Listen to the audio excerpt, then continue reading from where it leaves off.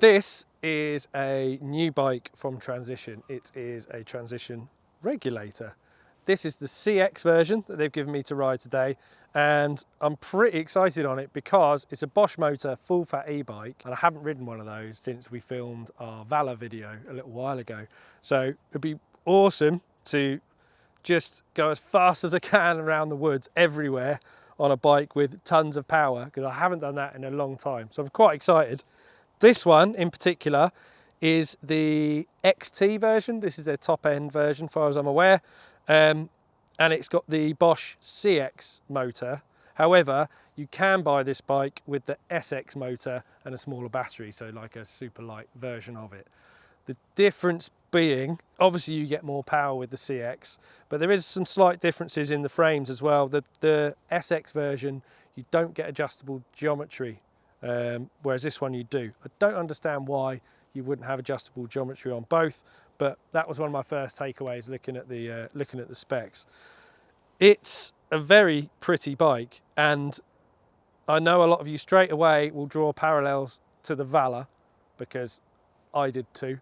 It's a 4-bar Bosch motor carbon e-bike, and I think essentially that's what I'm going to do in my review, is in my mind compare it to the Valor, only because I rode the Valor first, because there's quite a few things I've never ridden actually, like the TRP brakes. They're all new to me. I haven't ridden RockShox forks and shocks for a long time, and non-electric gears, which on the ride over here felt phenomenal. Really fast shift. So this would be quite cool to ride just normal wired gears as well. So the spec of this bike then, top to bottom: TRP brakes, 1-up bars, XT shifter, RockShox Zeb Ultimate with the buttercups in, DT Swiss wheels, which are an absolute staple, Schwalbe Albert trail tyres, which is an interesting choice of tyre on this bike. I don't know if it's going to come with that, but they might be just perfect for up here. Proper trail tyre. SRAM cranks, they actually show 150mm on the back of them, not 155s or 165s. That's going to be the shortest crank I've ever ridden, which might be the reason why I'm struggling to get the dropper post high enough, but also have it slammed. I think with a short crank like this, you could get away with a much longer seat post on the bike, and it's something I definitely felt straight away getting on it. Wanting the saddle to get all the way out of the way meant I had to have the saddle a little bit too low. So maybe a longer dropper, but I think that's already 180mm dropper on it, so maybe I could get away with a 210 on this bike. So really low standover and a short crank on this. XT gears, like I say, I'm stoked to ride those. They just feel amazing. And all the other specs I remembered off the top of my head. 85 Nm motor, 625 watt-hour battery is 25 more than a Valor, so we're splitting hairs with that really. There is the 250 watt-hour range extender. The flip chip on this bike in low gives this large a 475mm reach, which is perfect for me. Again, I've said it before, I'm 5'10", 5'11" at a push. And that's perfect for me. So 475 reach, bang on. 150mm, 160mm travel. But if you run a 65mm stroke shock, you can change that up to 160mm on the rear. So you could go 140 on the front, 160 on the rear, which makes it a bit more of a long travel bike. And that's quite cool that you've got these two travel options in the same bike. You just have to change the stroke of the shock. Size specific chainstays. It's definitely something that more and more modern bike manufacturers are doing. They're actually matching the front and rear centre of the bike. So the large and extra large get 448mm chainstays. The small and the medium get 442. So size specific chainstays is a very cool thing to do, and actually very expensive for a manufacturer, because that's a totally new mould just for a chainstay. But what it does is it balances the front and rear of the bike. So on a long bike, the front end gets longer, but if the rear end doesn't get longer, the front to centre ratio is imbalanced. And there is a magic number. I can't remember what that is. Steve's got it on his spreadsheet. I'll ask him later. But they've gone to that level of detail with the frame design. So yeah, pretty good specs, right up there with everything else on the market. Price wise, The Dior one comes in at 7,299, the XT at 8,499. So we're pretty much comparable to the Valor as well. So now the exciting thing about this is, because it's a full fat e-bike, I can go and do like a cross-country loop on flat terrain, but I can do it as fast as I possibly can with tons of power, which is what I plan to do, and then come back and test it on some more sort of downhilly tracks. But I've got various modes to test as well. I've got the Bosch motor, which has got 4 modes, but the 2 I'm interested in is the full power mode and then the e-bike mode, which is the adaptive mode. So the more effort I put in, the more it gives me, or if I chill, then it calms the motor down. So I'm going to put it in full power for now, and see how much fun we can have.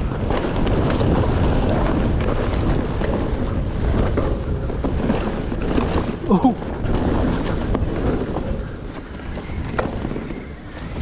Wow, it's powerful.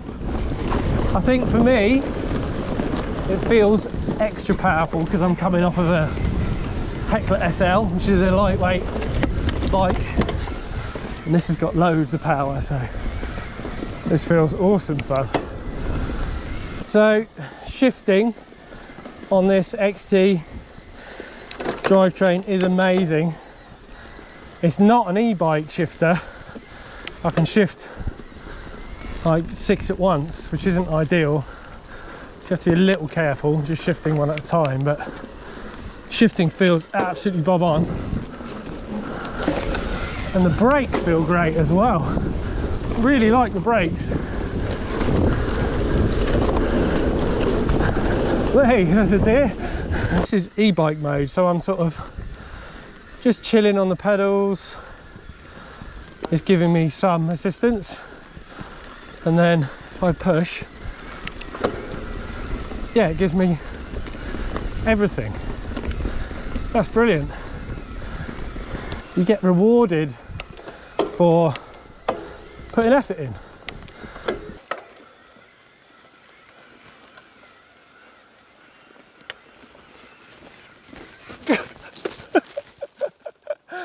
I didn't put my seat down. Attempt to number 2. Remember to put your seat down. There we go. Oh, that's loads of fun. For an uphill, that's a lot of fun. Well, let's finish this loop and then go do some downhills, because the bike feels great. It's just the tyres push a lot, especially the front. So let's go find some downhill tracks. Whoa! You can hear that shifter, those XT gears just snapping into place.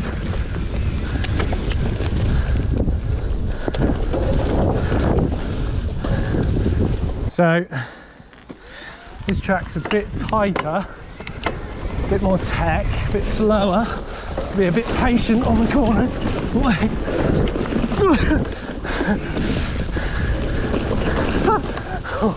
There goes the front wheel.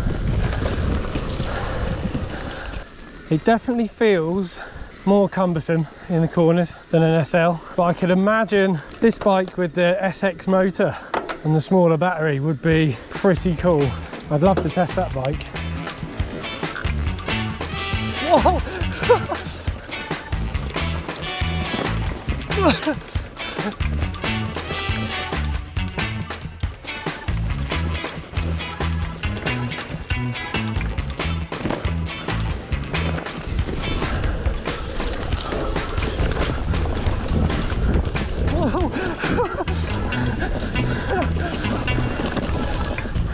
So in the bike park now, I'd imagine these tyres are going to feel very good here because they're going to be fast rolling, and the bike has got very low standover, so I should be able to sort of tuck up into jumps and things.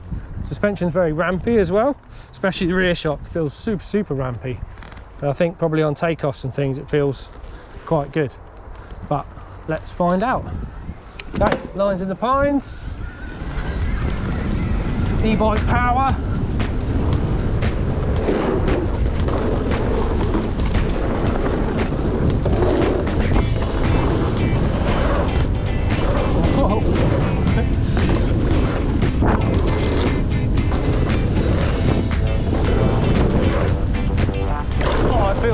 nice. But oh, those tyres. Oh, I think I need to go up a few PSI. I can feel them swirling around, the casing moving.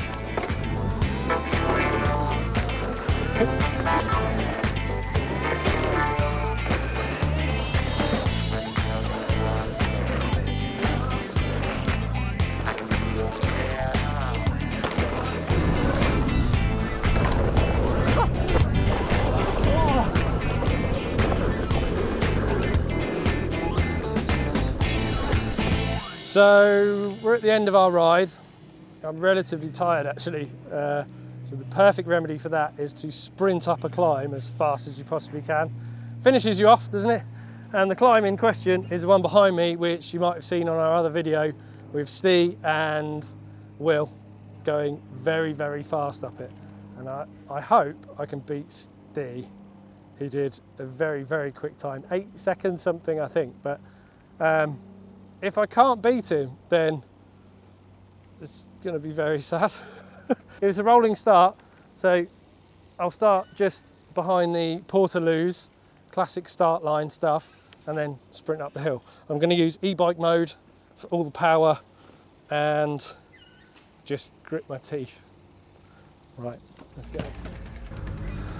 I don't know what gear to start in. I guess I'll find out.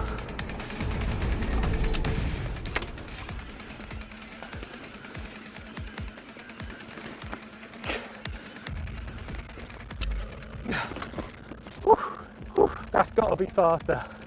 I was trying hard. I don't think I'll get it better than that. So that's a decent ride on the Transition Regulator. Thoughts are, love the spec. I love the gears. Well into cabled gears now. It's my new thing. I might have to swap them over on my bike. Questionable tyre choice, but I knew that to start with. Brakes are good, very powerful. I like the feel. 150mm cranks is cool. Definitely on an e-bike, I don't think it makes any difference at all having shorter cranks unless you're trying to, I don't know, win time attack medals, but really makes no difference because you've got that motor powering you. Could do the longer dropper post. And I guess the parallels to the Valor are definitely there. It rides really, really similar. They're definitely comparable in terms of their ride feel. And I think one to the other, you will be splitting hairs, really. But if you're not into Santa Cruz and you want something a bit more rare, a bit cooler maybe, then this is a fantastic option. What a bike. It's so much fun. Bosch motor's really powerful, does everything you want it to do. Get us to swap the tyres for you.